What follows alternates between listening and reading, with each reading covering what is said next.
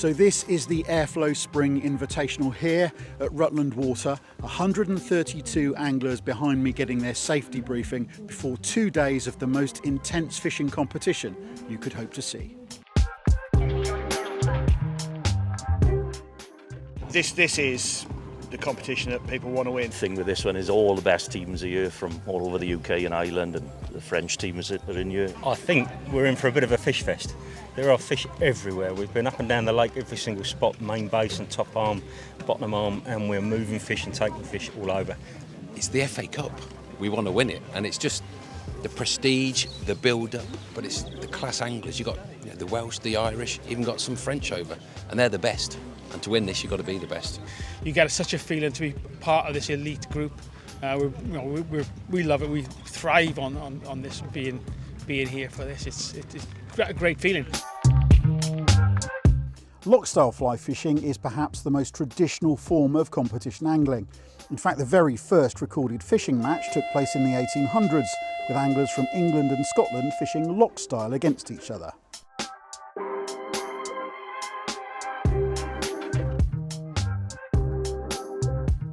So the 2024 Airflo Spring Invitational is underway.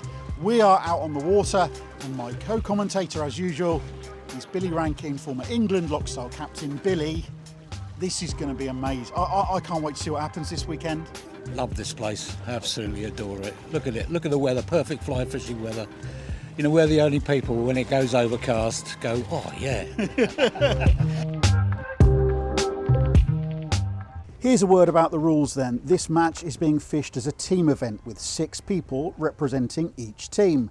The anglers are randomly drawn to fish with a member of a rival team. Boat control changes hands throughout the day. You're not allowed to fish under engine power, but you can use one to get you to the area you want to fish in. Just as well, because Rutland is 3,000 acres big and 23 miles round. That thing out of the back of the boat you can see is a drogue, which works like an underwater parachute to slow the boat down and give control. In this match, the aim is to catch 12 fish as quickly as possible. If you do that before the end of the match, you get a time bonus, which can be all important. Species targets are rainbow and brown trout. The first 3 rainbows are killed and everything else is released.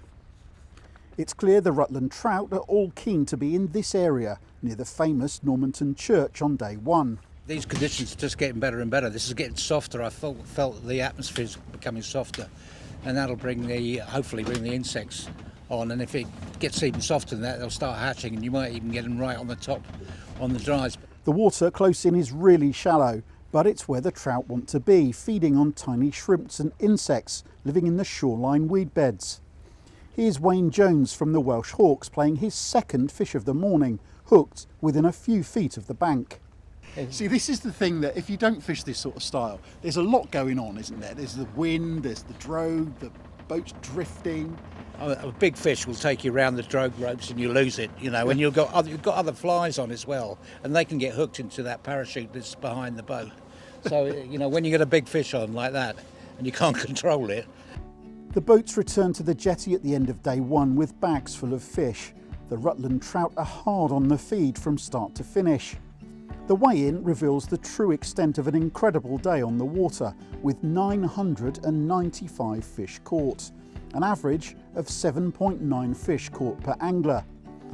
Gray's Menteith Ospreys from Scotland are top of the pile with 164 pounds 15 1/4 ounces. Their top rod is Peter Octoloni with a complete bag of 12 fish for £36.6. He's one of 26 anglers who caught their 12 fish bag on the first day.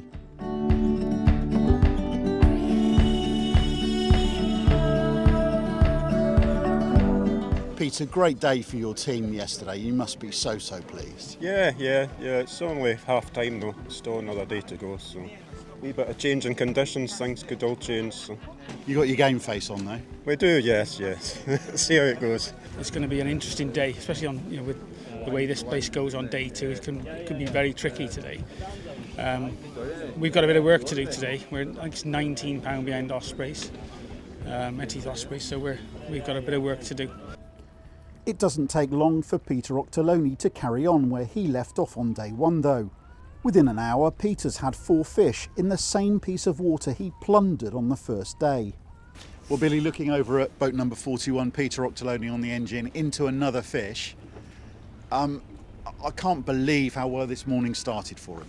Absolutely. I mean, he's, by the looks of things, he showed us he's got 5 already, and it's left about an hour and a half. The tactics seem similar on day 2, and there are 2 key methods to follow. Some anglers are trying to match the hatch with their artificial flies, replicating the bugs like buzzers and small olives that the fish are eating naturally. Others are using brightly coloured lures to trick the trout into predatory reactions. It seems a combination of the 2 is working best for the Scottish team. They're fishing to a team plan, with a natural fly matched with something bright and attractive on their cast. Successful presentation on the day is washing line style, where a buoyant and bright point fly holds up droppers with natural nymphs fish behind it. Curious trout are attracted to the bright colour, then take the more natural insect imitation.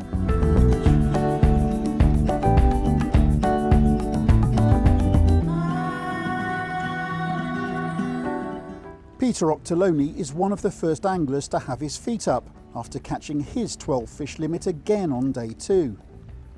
Russell Owen of the Welsh Fish Hawks follows soon afterwards.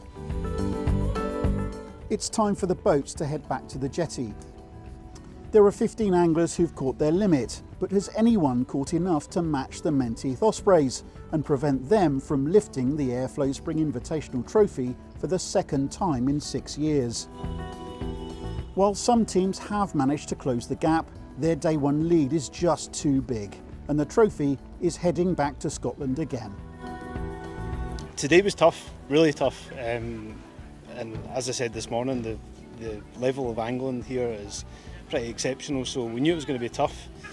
We dug in, and yeah, we got a pretty reasonable bag of fish together. There were teams right behind us, in fact today in front of us, but overall, yeah, we kind of got lucky, I keep saying, in the end. Yeah.